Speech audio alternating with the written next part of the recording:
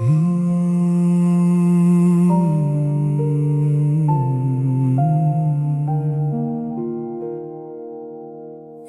தேவாலயத்துக்கு போகும் போது உன் நடையை காத்துக்கொள். மூடர் பலியிடுவது போல பலியிடுவதை பார்க்கிலும் செவி கொடுக்க சேர்வதே நலம் தாங்கள் செய்கிறது. தீமை என்று அறியாதிருக்கிறார்கள். தேவ சமூகத்தில் நீ துணிகரமாய் உன் வாயினால் பேசாமலும் மனம் பதறி ஒரு வார்த்தையையும் சொல்லாமலும் இரு. தேவன் வானத்தில் இருக்கிறார், நீ பூமியில் இருக்கிறாய். ஆதலால் உன் வார்த்தைகள் சுருக்கமாயிருப்பதாக. தொல்லையின் திரட்சியினால் சொப்பனம் பிறக்கிறது போல வார்த்தைகளின் திரட்சியினால் மூடனுடைய சத்தம் பிறக்கும். நீ தேவனுக்கு ஒரு பொருத்தனை பண்ணிக் கொண்டால் அதை செலுத்த தாமதியாதே. அவர் மூடரில் பிரியப்படுகிறதில்லை. நீ நேர்ந்து கொண்டதை செய். நீ நேர்ந்து கொண்டதை செய்யாமற் போவதை பார்க்கிலும் நேர்ந்து கொள்ளாதிருப்பதே நலம். உன் மாம்சத்தை பாவத்துக்குள்ளாக்க உன் வாய்க்கு இடங்கொடாதே. அது புத்தி பிசகினால் செய்தது என்று தூதனுக்கு முன் சொல்லாதே.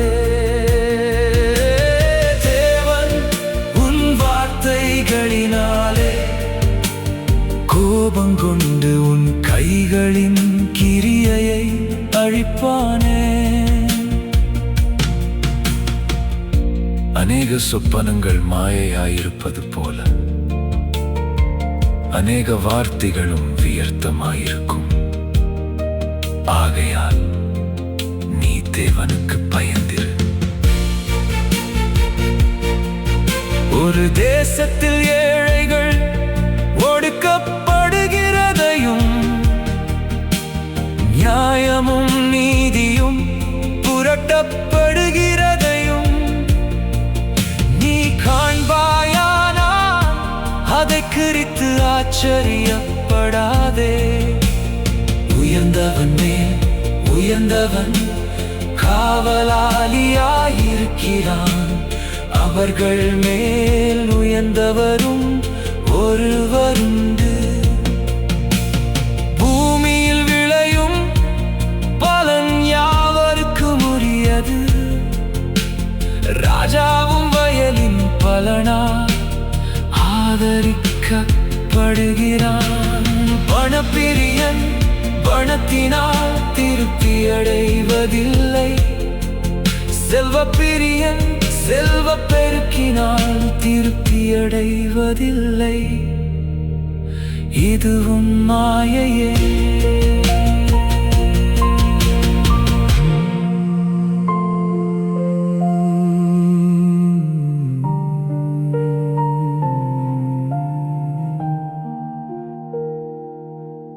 பொருள் பெருகினால் அதை தின்கிறவர்களும்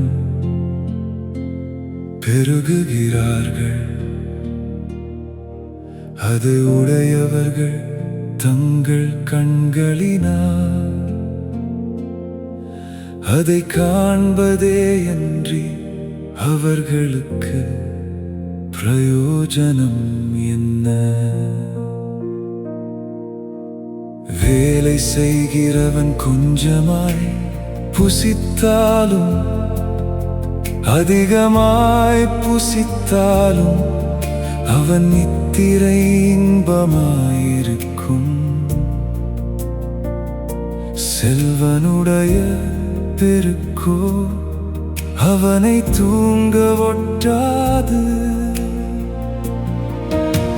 சூரியனுக்கு கீழே நான் கண்ட வேறொரு கொடிய தீங்கும் உண்டு, அதாவது ஐஸ்வரியமானது அதை உடையவர்களுக்கே கேடுண்டாகும்படி சேகரித்து வைக்கப்படுவதாம். அந்த ஐஸ்வர்யம் விக்கினத்தால் அழிந்து போகிறது.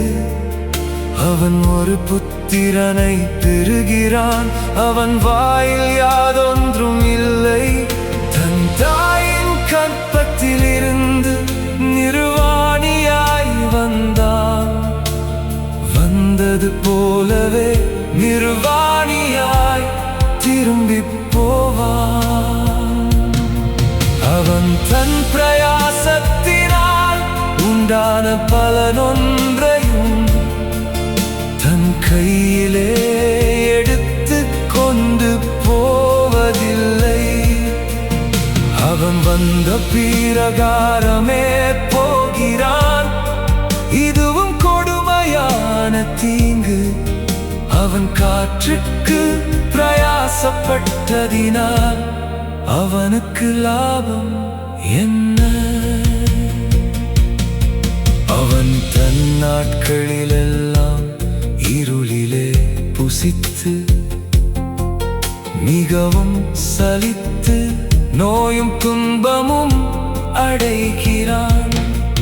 இதோ உயிரோடு இருக்கும்படி தேவன் அருளிச் செய்த நாளெல்லாம் மனுஷன் புசித்து குடித்து சூரியனுக்கு கீழேதான் படும் பிரயாசம் அனைத்தின் பலனையும் அனுபவிப்பதே நலமும் உத்தமுமான காரியமென்று நான் கண்டேன். இதுவே இவன் பங்கு. தேவன் ஐஸ்வர்யத்தையும் சம்பத்தையும் எவனுக்கு கொடுத்திருக்கிறாரோ அவன் அதிலே புசிக்கவும் தன் பங்கை பெறவும் தன் பிரயாசத்திலே மகிழ்ச்சியாயிருக்கவும் அவனுக்கு அதிகாரம் அளிப்பது தேவனுடைய அனுக்கிரகம். அவனுடைய இருதயத்திலே மகிழும்படி தேவன் அவனுக்கு அனுக்கிரகம் பண்ணுகிறபடியினால் அவன் தன் ஜீவனுள்ள நாட்களை அதிகமாய் நினையா.